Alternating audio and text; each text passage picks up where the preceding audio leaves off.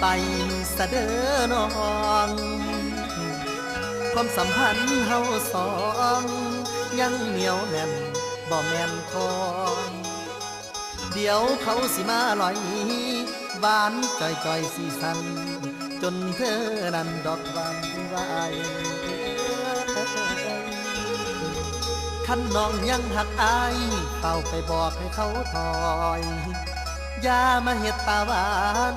อย่ามาเสียงตาน้อยวนจอบลอยแฟนชาวบ้าน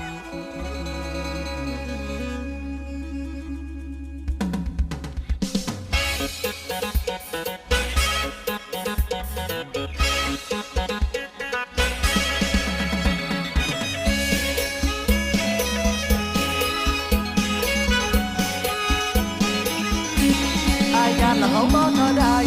ย่านใจของเธอมากกว่าชอบส่งสายตาให้เขาเวลาเดินผ่านเบอร์โทรแปลกๆโทรมาหาเธอทุกวันรู้ไหมว่าชายคนนั้นฉายามันว่าบักจอมลอยเมียชาวบ้านบ่ฮู้กาลเทศะเจอใครจีบดะบ่ย่านแฟนเขาขอหน่อยผู้หญิงก็แปลกมีแฟนแล้วยังชอบปล่อยเลยเข้าทางบักจอบลอยอีกจักหน่อยถ้าลอยหาใจมันยานแฟนอายเสียท่าใจมันยานแฟนอายเสียท่าเห็นเขามาพวนเปลี่ยน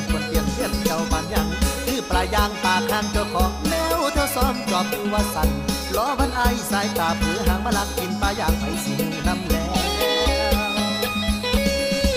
ฉายาของเขาคือไอ้แมวพิฆาตเขี้ยวเล็บร้ายกาจที่หญิงไม่ควรเข้าใกล้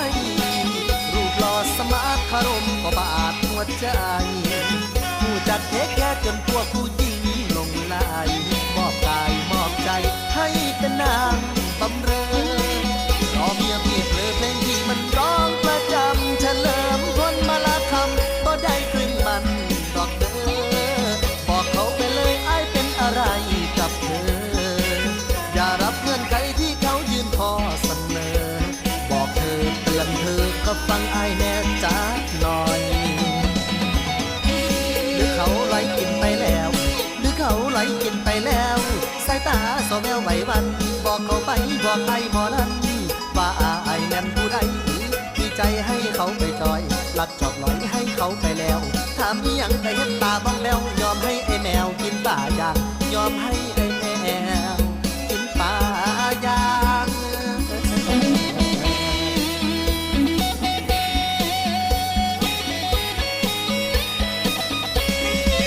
ฉายาของเขาคือไอ้แมวพิฆาตเขี้ยวเล็บร้ายกาจที่หญิงไม่ควรเข้าใกล้